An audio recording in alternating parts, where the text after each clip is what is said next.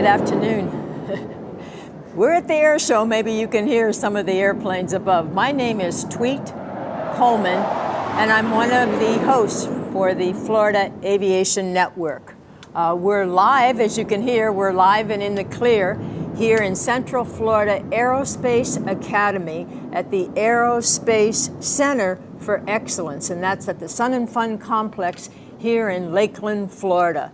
This is the 49th consecutive year that they've had the air show, and it's so exciting. There was only 1 year, and that was in 2020 when the air show was canceled for, we know the reason why. But for 49 years they've been running, and we're going to be here until Sunday. So if you're thinking about coming, do come, because it's quite exciting, and I think you'll meet some new friends whenever you come. So with me today is a gal that has done many things in aviation, from a flight instructor, teaching her spouse how to fly. How about that? I'm going to talk a little bit about that. And she's a little different because she's into the sales part of aviation. So it's kind of unique. So Mindy, welcome to our studio. Thank you. Mindy Lindheim.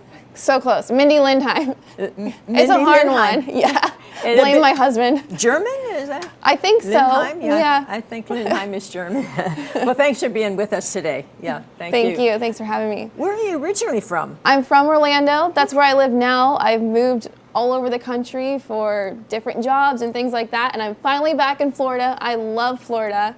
We're back in Orlando where my family is, and we're so nice. Happy. Yeah, that's always nice to be back with family. Yeah. So you went to high school and college in the area? Yep, all in Orlando. Okay. What? You went graduate of Embry-Riddle? Yes, which we shared before this, that we are both graduates from Embry-Riddle. Yeah, that's cool. Me, my husband, and you, we have a whole Eagle alumni here. Go Eagles! Yeah. Yeah, right. And so, so you were classmates with your husband. They say classmates to soulmates, huh? Yeah. So tell us about that experience. Yeah, we met in college. We actually shared a class together. We never spoke to each other.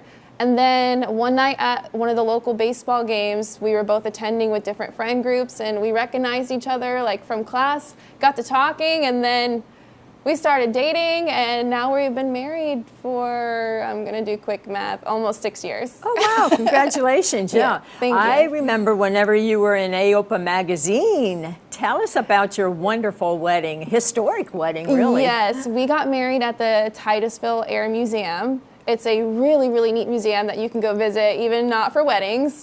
But both of our backgrounds are non-aviation. We both had some different paths that led us to becoming a pilot, and he's an air traffic controller. So when we got married, we wanted to do something kind of for our families to show them our new life in aviation, with both families being not in it at all. So we got married in the Warbird Museum. We had awesome planes all around us, all around the ramp. And during our cocktail hour, there was museum volunteers that took people on tours of the museum. So that was something that was really unique. Wow, and they all got to learn something while they were there in like a really casual, fun way, drink in hand, go see some airplanes. And it was very unique. We showed up to our reception in an airplane and surprised everybody. So it was the first time, though, that we really got to share aviation with our family. How neat is that? Yeah. Right. And I heard that you had some of the music like Danger Zone. Of course. How could you not? Did you pick out those songs? Yes, you have to. I mean, that would be a missed opportunity.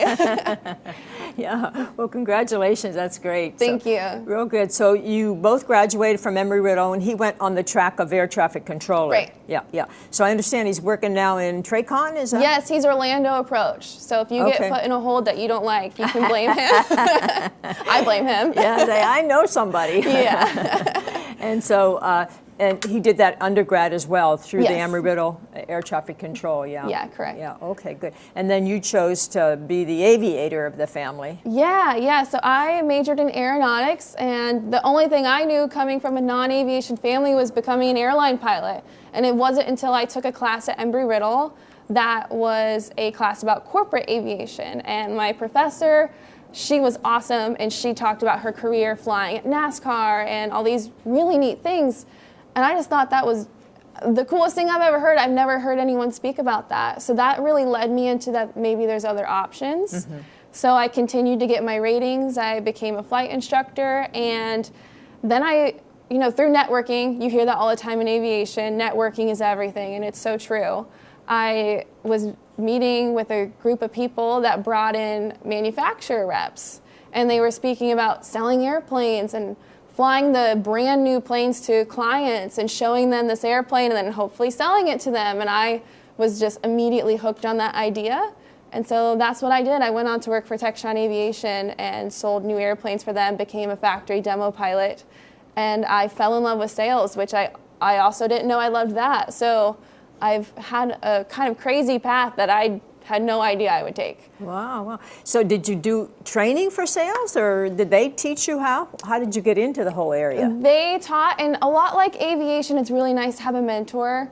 So there was a few coworkers at the company that had sales experience that kind of became my mentor in the space, and that was probably the best way to learn sales. And then after that, it's experience, right? Getting out there and trying different things and reading books and things like that. But yeah, I didn't have an official sales background. That was my first stab at sales, and I just kind of fell into it. And the lucky thing with aviation is you're selling to pilots. And if you're a pilot, how easy is it? We don't know each other. We can easily talk all day because we're pilots. Exactly. Yeah. Exactly. Yeah. So how many years have you been in sales? I've been selling for a little over 6 years now. Okay. Okay. So let's say I'm a new customer. And I approach you and say, I don't know what kind of airplane I want, but I want an airplane. So how do you narrow that down? It's the first thing is your mission. We would talk about, what do you want to use the airplane for? Okay, and who's flying with you? What type of ratings do you have or hope to achieve? Maybe you're a private pilot now, but you plan to get your instrument rating. So then we want to get a plane that's equipped for that, for you to do your training in, or for you to fly IFR in the future. And maybe it's you and your 2 kids and a dog. So we need to start looking at some bigger airplanes. Where do you live? Do you live in Colorado and need a turbocharger? There's so many things that you can pull out of people in a quick 5 or 10 minute conversation that will narrow you in already to 2 or 3 airplanes.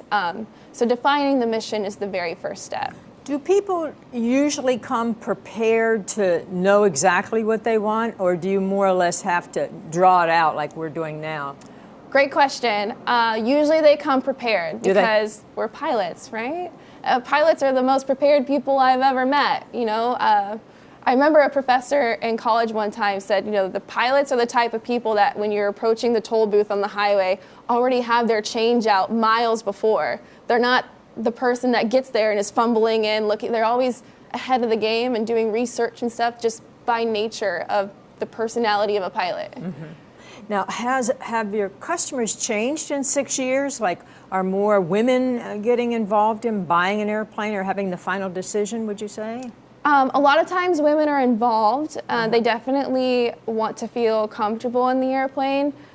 As no surprise, a lot of the women are not the pilots that I'm selling to. But they like to be involved, like I said, and go on the test flights, on the demo flights, make sure that they're going to have a comfortable experience with it. And I have gotten the opportunity to sell to 1 woman pilot so far. That was a major milestone. I hope to get a lot more of them. So if you want to buy an airplane, we can stay after. Okay. You want to loan me money? We'll say. We also have a finance company. Oh, yeah, you have all the answers, don't you? What a great salesperson you are. Yeah. Now, do you ever sell them or talk to them about the pinch hitters course? Or?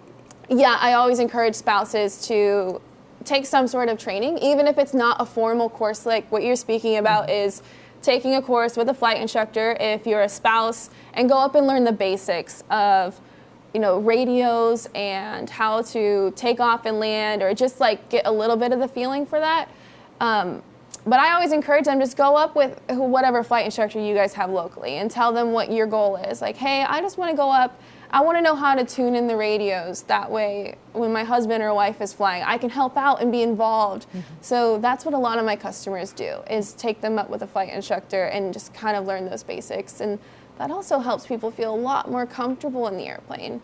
I find that a lot of the spouses that are scared to fly or feeling a little bit anxious or nervous, it's because of the unknown. They don't know what's going on. They hear a bell or a whistle or a chime and immediately think the worst is happening, but really it's probably something good that's happening. A check just passed or something when you start up the airplane. So it's really good to get your spouse educated about aviation. That way they can be comfortable and potentially be a really good co-pilot. As a flight instructor, for an average person, how much time do you think it would take to make a spouse feel comfortable, or a friend or partner or whatever? Formally training with a flight instructor, I would say just a flight or two. Okay. Because if they're not interested in learning to fly, that's going to fizzle out really quickly. So you don't really want to pressure them into getting all this training, because if they don't want it, that's going to be difficult and it might turn them off. But they're going to learn a lot by flying with you, going on a cross country. And even if you're not a flight instructor, you can teach your spouse some things and how to dial in radios. You can do a lot of that yourself, and just over time flying with them, they're just going to naturally get more comfortable. But like I said, that comes with being able to articulate what you're doing. This is the flaps, I'm putting them in because we need to slow down to come into land. Just talking out loud to yourself will educate your passengers so much, even if you're not teaching them. Right. How about helping you with the navigation, with the iPad? Yeah, a lot of my customers' spouses love to do that. One of my customers, his wife, they frequent from Atlanta to Charleston, and she knows every frequency they talk to on the way. She has her list, and whenever they check in, she has the next one. She already knows it before the controller tells them, and she gets it put in, and that gives her something to do the whole time to feel helpful and kind of take her mind off of flying. So that's been really effective with them. Okay, great. When you're selling to a customer, do you talk on the ground for a half hour, or do you say, let's go jump in an airplane and fly? What's your procedure? Yes, well, leading up to a demo flight or a test flight or something, we've obviously spoken at length about the airplane and stuff previously on the phone, or maybe some in-person meetings.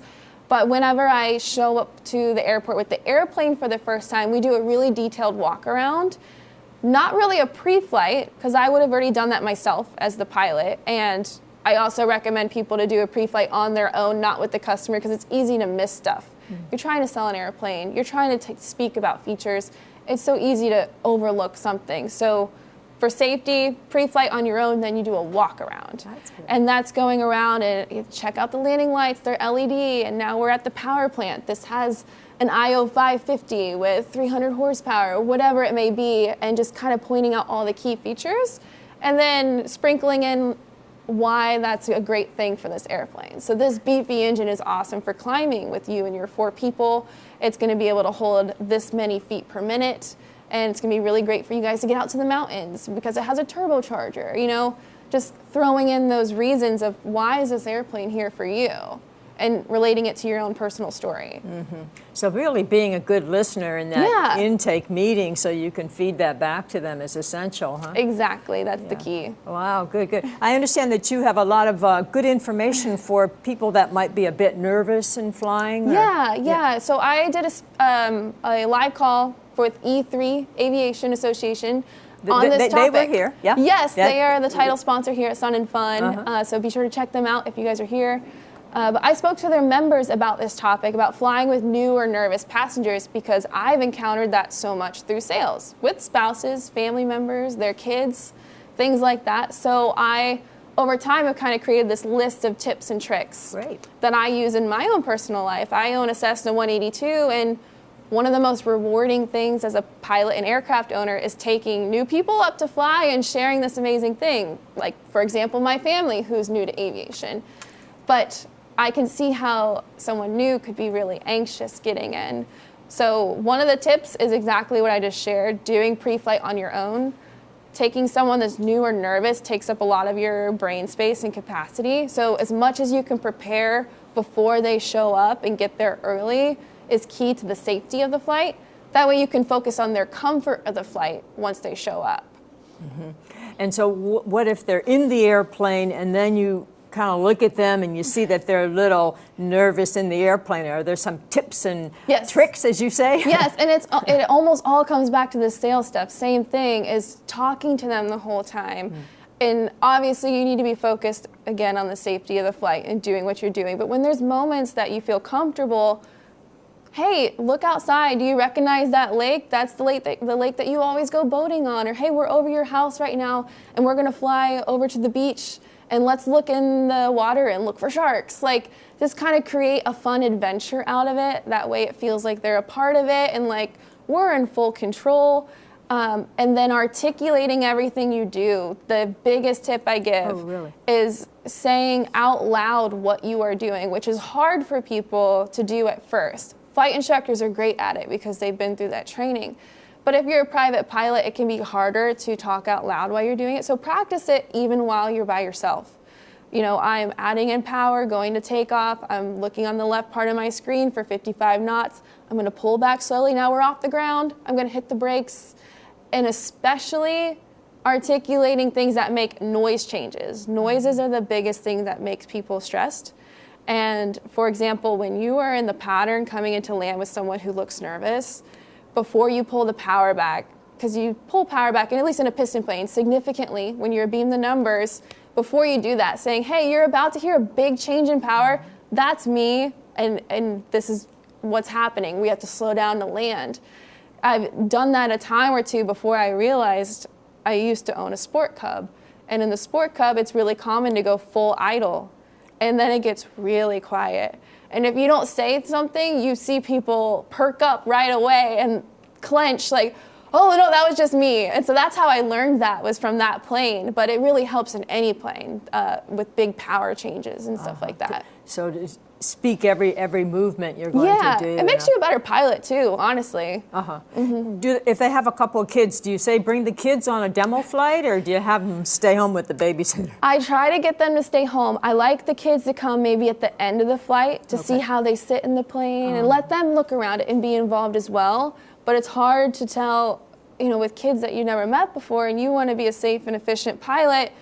There's kids of all different ranges of excitement level, I'll say, of getting in the airplane. So to let the parent, too, focus on the demo flight, I like to leave the kids behind, let them come at the end. And if their demeanor is good and you think it's a good idea to go just for a lap around the patch with them, then that's great. But a tip I give for people with kids, not even in the sales world, is go have the parent go fly first to see, first of all, is this pilot, do I trust them to take my kids up? And that way they can explain to their kids what to expect. Hey, like when we go up, it's gonna feel like this. I need you to be really quiet. Like the parent needs to give the talk to the kid, but they won't know unless they've flown in a small plane before. So with my friends that are new, I take the parent up first, and then if you think it's appropriate to bring your kids, please do, and they can set those expectations. Got it. Hey, tell us a little bit about your airplane, Mojo. Yes, Mojo is my airplane. It's a vintage 1957 Cessna 182.